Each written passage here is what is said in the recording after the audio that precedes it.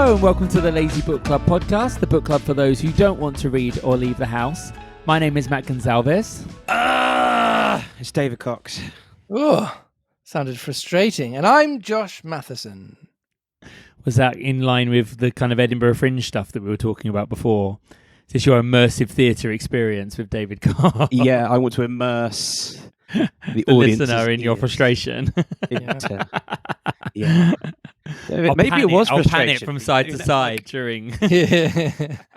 Matt, are you discussing- growing out a little moustache there? Oh yeah, I'm going to New York on Saturday, and And I've you wanna decided go that I'm walking going to up? go full hipster. And that's and what they go do. with the moustache. Wow. Yeah. Glue a flat white to a hand. Yes. Yeah. Exactly. And some hipster glasses. It's going to be part and man, part flat white. Exactly that. Can you carry a sort of a first edition hardback of a piece of classic literature as well? Yeah. Well, or Treasure Island. I'll just take Treasure Island. Just take Treasure Island with And you. a Daunt Books tote bag. Yes. That's the absolute one. Yeah. That is and the doyen. There's always a girl on the train. Yeah. I'm going to live in my I'm best glad I'm life in frozen, Brooklyn. by the way, those that are watching. No, I know. It's fine. We can still hear you, though. That's the main thing. Yeah. Well, if I remember correctly, because we missed a week, apologies to all our listeners, but I was on a cruise ship, and then The girls are busy. yeah, Josh is also directing plays at the moment, so he's not free during the day, so it just kind of all snuck up on us, I'm afraid. So, but we will endeavour to keep going. As long as we can, we will. Yeah. We Exactly. have managed to book, I don't know how long the Hispaniola La, la, la, la. takes to its destination. It always seems like months and months, these journeys, but I feel like our actual podcast is taking longer than the actual length Yes, of the I think story. it is. Spans. Yes. True. You're not Yeah. wrong there. Yeah, the Americas were 6 months on the Mayflower, I think. So if we're thinking that this is Right, it's Caribbean-y, too then long, there isn't and it? back. Yeah. Blimey. Can you imagine just being like, maybe if you go past an island, let's say Bermuda, just for fun, and you're like, Sure. you're traveling that slow, so it's like 6 months to go, like 4,000 miles. Mm. And you literally start the day and like, the island's there. And then you get to the end of the day, it's like a canal boat Yeah, you go- can still see it. at walking pace. In an entire day of canal boating, you probably travel, 20 odd miles or something. Mm-hmm. You could probably see where you've just been. Yeah, that was the classic thing. My uncle bought a boat, and it took us all out on it. And my cousin only went one way on the journey because they're like, "Only going to come in the boat on the way back." It was like, "Why? It's longer and more boring than walking." He just walked back home instead. Fair play. And I was like, "That's a very apt description of what it is exactly like being on a boat. It is longer and more boring than walking." The only There you go. exception is if it's like the Norfolk Broads where there's like pubs along Yeah. Oh, the yeah, way and that's- you can moor that's your nice. boat up. If by you're a pub. drinking as you're going, then it's fine. Yeah, because there's not the same rules. No, exactly. I don't think you can be absolutely battered, but I don't think there's sort of drink driving. No, you No, can definitely going have on when a you're drink boating boating on a river. So I think it's probably Well, yeah, they're limited to like 5 miles an hour, so I don't think anyone's. Our worst comes to Yeah, worst, and you you're get on the wet. Broads, you're most likely to just end up in the reeds. That's Yeah. that's about as far as you'll go. Exactly. yeah. I don't think you'd even get whiplash if you had a head-on collision at 5 miles an hour. No, Mm. You sort of go, To be fair, like most people getting into trouble on the Broads is going to just be nothing to do with the boat. It'd just be the fact that there's a drunk person near water. Not the boat won't necessarily be Yeah. involved in. Yeah, that.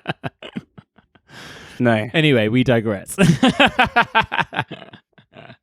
As usual. So this week we are As looking normal. at chapter 29 of That's Treasure right. Island, which is the chapter that David annoyingly got spot on. The black Yes, you spot did. again. Got the Oh, black- yeah. exactly right. The black spot again. Yeah, for those of you who remember from 2 weeks ago, basically what's happened is that the Buccaneers have taken over the stockade and have now decided to look at turning on John Silver, and they've gone off to have a little council about what they're going to do with John being in charge, because they're not really very happy with the direction that he's been taking them in. And while they've been off doing that council, John's basically gone to Jim, look, I've got the map, you know where the ship is, we can still make this happen, we can still get the treasure, and we can still get off the island. So he's kind of making a bit of a plea to Jim to be like, there's a third option here. We don't have to be with the pirates or with the Doctor and the Captain. We can create our own third team and scam everybody out of the treasure. So I think that's kind of what's going on Pretty much up to speed. Yeah. We've got a little photo for the start. So I think this is the bargaining table. You can see the two camps. You've got the Buccaneers on one side and John Silver and... I don't think... Did they call the parrot anything? What's the parrot called again? Jim's now in his mid-40s. Yeah, he does look really old, doesn't he? Very angry. Isn't the parrot called... Yeah. Mrs. Garrett or something? Captain Flynn or something? Isn't it Captain Flynn? Oh, yeah, it might be. Mrs. Garrett. Mrs. Garrett. You always, Matt, you always call these illustrations photos. Oh, when you put them up. Yeah. But I'm actually thinking, if we look at that it's like one... the opposite of a photo. It's so stylized. Yeah, it is. It's But actually, it's if you a look at that JPEG. one, it almost looks like some photographers come in and put a white drop cloth. It's And, true. It does look they're like... about to do a little shoot Yeah. for the play version. Yeah, They get fun props like a little feather boa and a silly for the hat press and- release. Yeah, absolutely. He literally drew all of the people and went, oh, do you know what? That's enough detail. I can't be bothered. White to do the background. background. Yeah. Just do some texture lines. That's Yeah, it. a couple of them. No one worries about the barrels and the window in the background. No. There you go. Right, let's jump in then and have a little look and see what the pirates end up deciding. Chapter 29. The Black Spot again. The Council of Buccaneers had lasted some time when one of them re-entered the house, and with a repetition of the same salute, which had in my eyes an ironical air, begged for a moment's loan of the torch. Silver briefly agreed, and this emissary retired again, leaving us together in the dark. "There's a breeze coming, Jim," said Silver, who had by this time adopted quite a friendly and familiar tone. I turned to the loophole nearest me and looked out. The embers of the great fire had so far burned themselves out and now glowed so low and duskily that I understood why these conspirators desired a torch. About halfway down the slope to the stockade they were collected in a group. One held the light, another was on his knees in their midst, and I saw the blade of an open knife shine in his hand with varying colours in the moon and torchlight. The rest were all somewhat stooping, as though watching the manoeuvres of this last. I could just make out that he had a book as well as a knife in his hand, and was still wondering how anything so incongruous had come in their possession when the kneeling figure rose once more to his feet, and the whole party began to move together toward the house. I've got another photo. Another Whoa. photo. Is it a Of- Polaroid? It looks like one. Well, that's quite good because there's clearly like I think a that's fire. Yeah. yeah, they've he's got got these the sort of- lighting well in that one, hasn't he? Yeah. The gloam. You call it the gloam when it's The gloam. It's a lovely word. I'd say that. It's a very every- good word. Yeah. Hang around fire, knife. I'm kind of enjoying the fact that they've walked in and gone, oh, could we just borrow the torch a second? I'm guessing no one carries charcoal or a pencil or anything like just on them because these are probably illiterate men. So it's like kind of obvious what they're doing, really, isn't it? Because if you needed to make a black spot on a piece of paper, the first thing you're going to do is get like... Some soot. Well, yeah, you're going to get a torch and you're going to get like a piece of wood and burn it a little bit and scratch it out on a piece of paper, do aren't that you? as like a Blue Peter. We could get people to see if they can make their own. Make black your own spots. black spots. Here's one Yeah. I made earlier. That'd be really funny if they just send it to someone in the post. Just like, it's like No See if they get the context, black reference. spot. Good. Yeah. if they don't get the reference, they're just gonna go, and if they What? do, they're like, what? They're like, the pirates are coming in the morning. The black spot. Yeah. So I just thought as soon as they've asked for that, they're kind of giving away what they're going to decide, really, aren't they? Well, in my book anyway. But then, hey, I saw the chapter title, so maybe You know what the chapter's called. Yeah, maybe Jim I'm does it. acting on that. True. Yeah. No, Jim does. He wrote it. Oh, yeah. Jim, he knows. Quite right. I mean, in hindsight, he knows what it is. Yeah. Yeah. It is. It does feel more strange now that we only went to someone else's voice for like a couple of chapters. Do you know what I mean? Yeah. Yeah. So it's not been kept as a feature. No. No. It's almost like Robert Louis Stevenson forgot that he used it as a dramatic device to try and he was onto Yeah. something really good there. Which always annoys me. You know, if you're going to use something, use it properly and use it throughout. Yeah. Well, because it's almost like Bram Stoker's Dracula It's so it says at the start, like, this is a compilation of excerpts from people's diaries, medical notes, blah, blah, blah, to tell the story. So you're kind of told right from the off that the book's almost like a catalogue of accounts.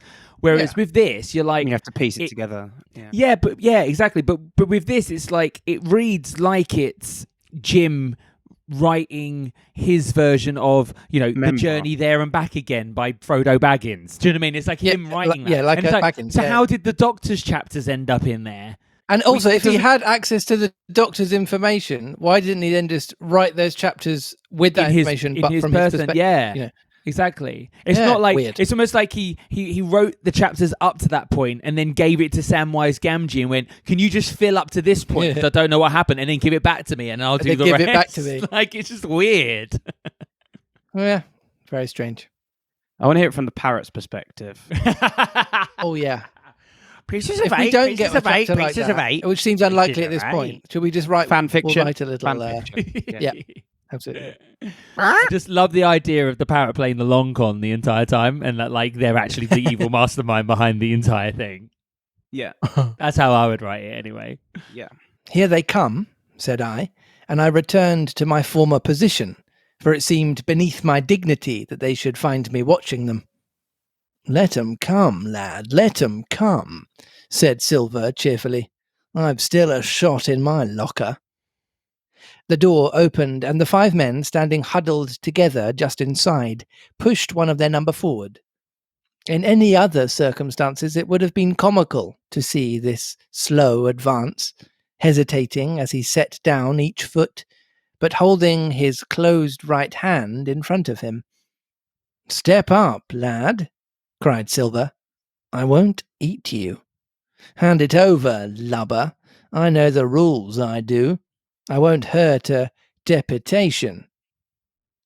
Thus encouraged, the buccaneer stepped forth more briskly, and having passed something to Silver, from hand to hand, slipped yet more smartly back again to his companions. The sea cook looked at what had been given him.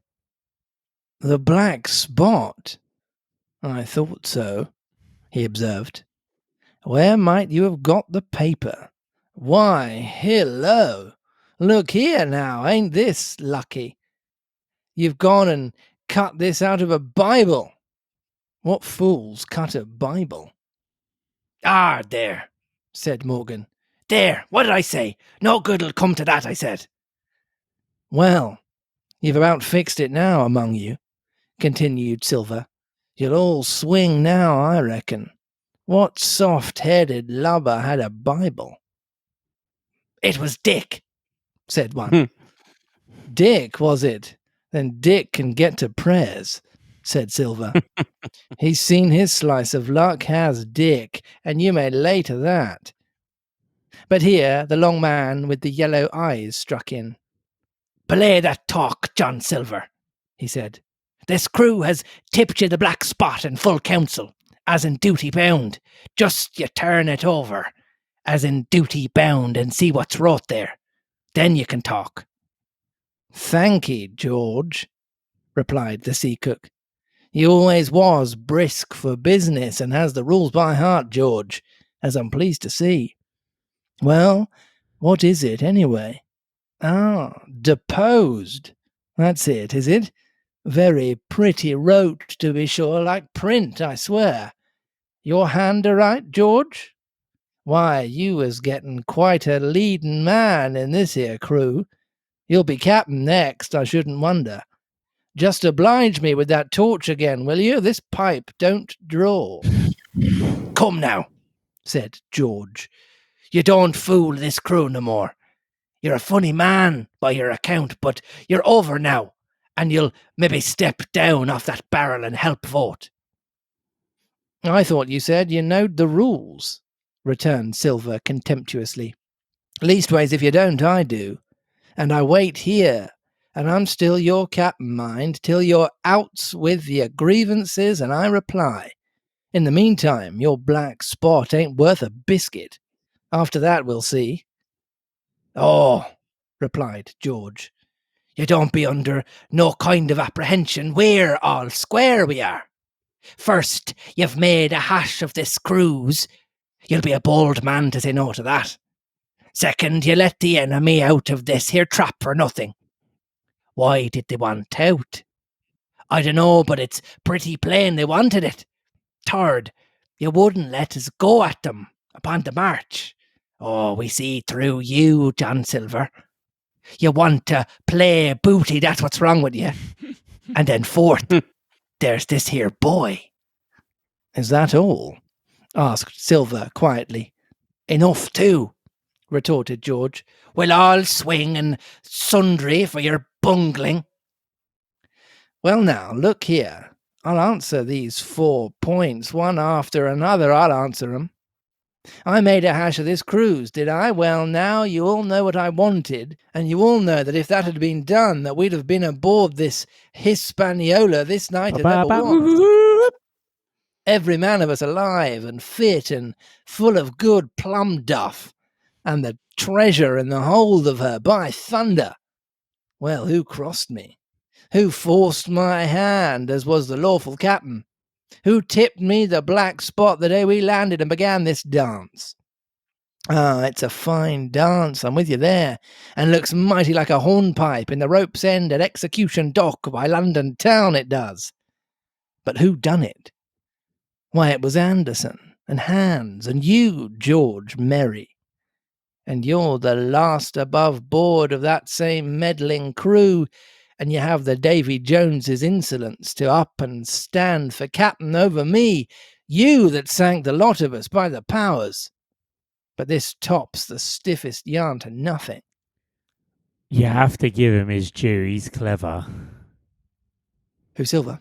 Yeah, well, he's basically blaming George on everything going wrong, saying you were in cahoots with Anderson and Hans, knowing full well that Anderson and Hans are dead. The fact that he's basically blamed it on George, who is the person who most likely to replace him, and then 2 dead guys who can't defend themselves, is quite clever. Sure. Yeah, very clever. They're all thick and persuadable as well. So this is not his first rodeo. Convincing argument. Well, what's also quite nice, though, is that he could have very easily here just thrown Jim under the bus as well. He could have been like, if you want to know why this all scuffed up, it's him. He told the captain and everyone because he heard you guys over talking.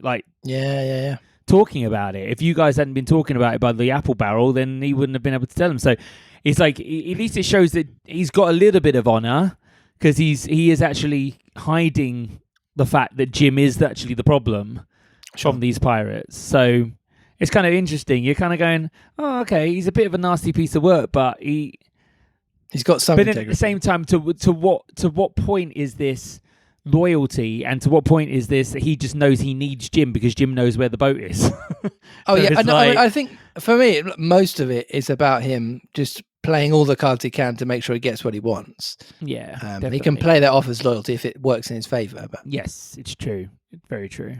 Silver paused, and I could see by the faces of George and his late comrades that these words had not been said in vain. That's for number 1, cried the accused, wiping the sweat from his brow, for he had been talking with a vehemence that shook the house. Why, I give you my word, I'm sick to speak to you. You've neither sense nor memory, and I leave it to fancy where your mother's was that let you come to sea. See, gentlemen of fortune, I reckon tailors is your trade. Go on, John, said Morgan. Speak up to the others. Ah, the others, returned John. They're a nice lot, ain't they? You say this cruise is bungled. Ah, by gum, if you could understand how bad it's bungled, you would see. We're that near the gibbet that my neck's stiff with thinking on it. You've seen 'em, maybe, hanged in chains, birds about 'em, seamen's pointing 'em out as they go down with the tide. Who's that? Says one. That? Why, that's John Silver. I knowed him well, says another, and you can hear the chains a jangle as you go about and reach for the other boy. Now, that's about where we are, every mother's son of us, thanks to him and Hans and Anderson and other ruination fools of you. And if you want to know about number 4, and that boy, why, shiver me timbers, isn't he a hostage? Are we going to waste a hostage? No, not us. He might be our last chance, and I shouldn't wonder. Kill that boy. Not me, mates. And number 3? Well, there's a deal to say to number 3. Maybe you don't count it nothing to have a real college doctor to see you every day.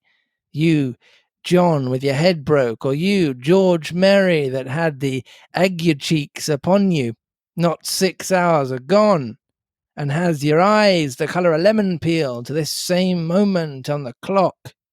And maybe, perhaps, you didn't know there was a consort coming either. But there is, and not so long till then.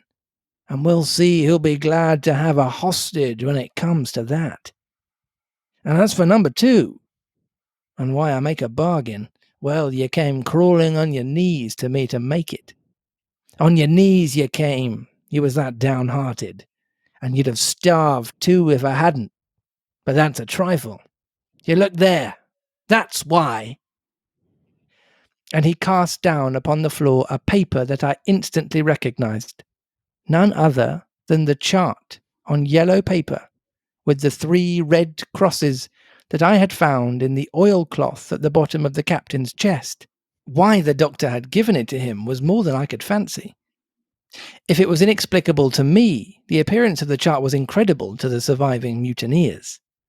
They leapt upon it like cats upon a mouse. It went from hand to hand, one tearing it from another, and by the oaths and the cries and the childish laughter with which they accompanied their examination, you would have thought not only they were fingering the very gold, but were at sea with it, besides, in safety. That's Flint, sure enough, J.F. and a score below, with a clove hitch to it, so he'd done never. Mighty pretty, said George, but how are we to get away with it? And us no ship. Silver suddenly sprang up, and supporting himself with a hand against the wall, "Now I give you warning, George," he cried. "One more word of your sauce, and I'll cool you down and fight you." "How? Why, how do I know? You had ought to tell me that. You and the rest that lost me my schooner with your interference, burn you.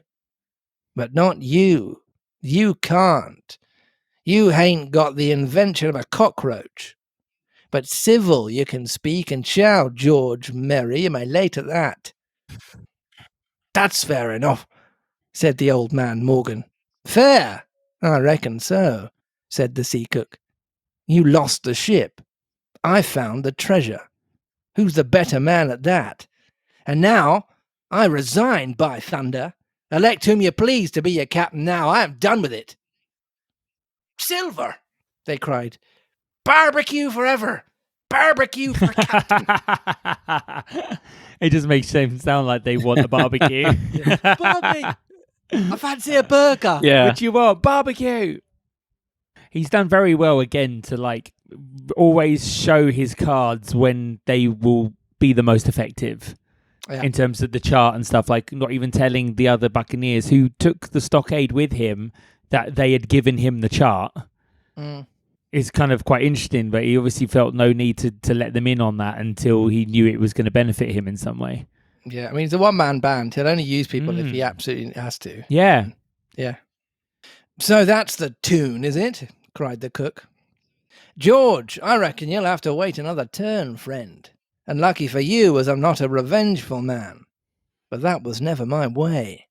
And now, shipmates, this black spot. 'Tain't much good now, is it? Dick's crossed his luck and spoiled his Bible, and that's about all." "It'll do to kiss the book on still, won't it?"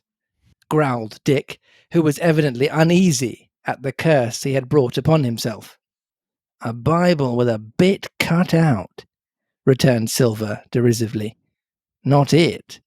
It don't bind no more'n a ballad book." "Don't it, though?" cried Dick with a sort of joy. "Well, I reckon that's worth having too." "Here, Jim, here's a curiosity for you," said Silver, and he tossed me the paper. It was around about the size of a crown piece. One side was blank, for it had been the last leaf. The other contained a verse or two of Revelation, these words among the rest, which struck sharply home upon my mind. Without are dogs and murderers. The printed side had been blackened with wood ash, which already began to come off and soil my fingers. On the blank side had been written with the same material the one word, deposed. I have that curiosity beside me at this moment, but not a trace of writing now remains beyond a single scratch, such as a man might make with his thumbnail. That was the end of the night's business. Soon after, with a drink all round, we lay down to sleep, and outside of Silver's vengeance was to put George Merry up for sentinel and threaten him with death if he should prove unfaithful. It was long ere I could close an eye, and heaven knows I had matter enough for thought in the man whom I had slain that afternoon, in my own most perilous position, and above all, in the remarkable game that I saw Silver now engaged upon, keeping the mutineers together with one hand, and grasping with the other after every means, possible and impossible, to make his peace and save his miserable life. He himself slept peacefully and snored aloud, yet my heart was sore for him, wicked as he was, to think on the dark perils that environed and the shameful gibbet that awaited him. End of chapter. He is very, very good. He's very good at manipulating people. I can kind of see why a lot of people are like, beware him. Because even though he has shown himself to be very physically violent, it's definitely his conniving, quick brain in terms of bending people to his will. If he did have to fight, he'd probably be a fearsome opponent, but he doesn't actually ever have to because he's such a wordsmith. It never gets to the stage of that's it. The fight breaking out. He can almost manipulate any. He clearly manipulated some. Well, that's the one thing we don't really know about the Doctor. What did he say? I guess we do find out in a bit, like what the deal was or why they decided to let him have the map. I don't know, but we imagine he didn't use like threaten them with the sword or anything. He probably just blagged it. Yeah, he's a blagger. You know, so I don't know. Because obviously what the main things he was trying to get out of them before they left was for the Doctor to save some of the guys who'd been injured as well. So maybe he did that as like a thing of, I won't kill you if, and then it was I'll let you go if you give me the chart, maybe.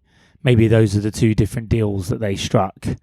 There's nothing to say that they hadn't, that the Doctor or Smollett hadn't made a copy of the map and then said, yeah, all right, you can have it and we'll get there first. Okay, bye. Well, they had made a copy. They just didn't remember. They said they left certain things off of it so that you couldn't use it unless you knew what pieces are missing. So their chances are, they've had a few map people make copies with some of the details omitted. So I'm sure there is probably another one that they can use. So there probably is a slight race against time. And he's probably given him the original because he thinks, there you go, you got the original, congratulations. And it's like, but this photocopy is going to work just as well. Yeah.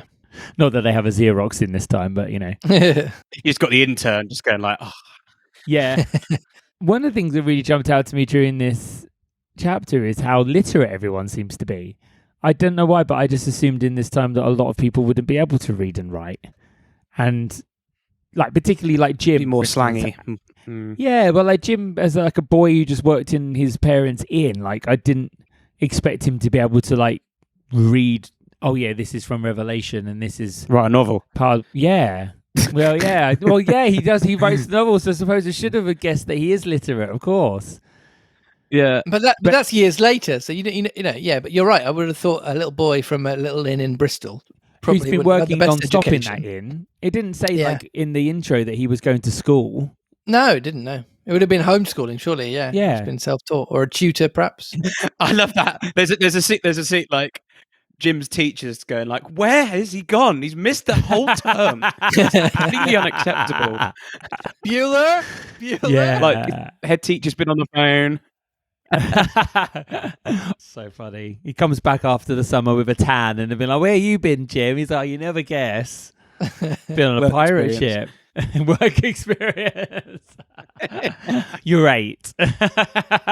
Been shopping for tartan paint on Treasure Island. Oh dear, so stupid. Well, I mean, I'm trying to work out where we're going next. Well, it's a good time to play, is it not? Our favourite game on this podcast. Guess what the next chapter's called? So it's chapter 30, so I'm first. Yeah. Now, because they have the map and he's unified the group again, I'm really hoping this novel gets back on track and it's the hunt for the treasure. Because they've got the map now. There's no excuses for them not to look for the flipping treasure. It's an optimistic suggestion. I hope it's true. David? I too think it will be around that. Whether the word treasure is involved, because he's not normally in that. But then the black spot was quite demonstrative, wasn't it? It was. I'm gonna. Let's say it refers to the map. Let's say the treasure map, and it's around the theme of the map, and they're working out.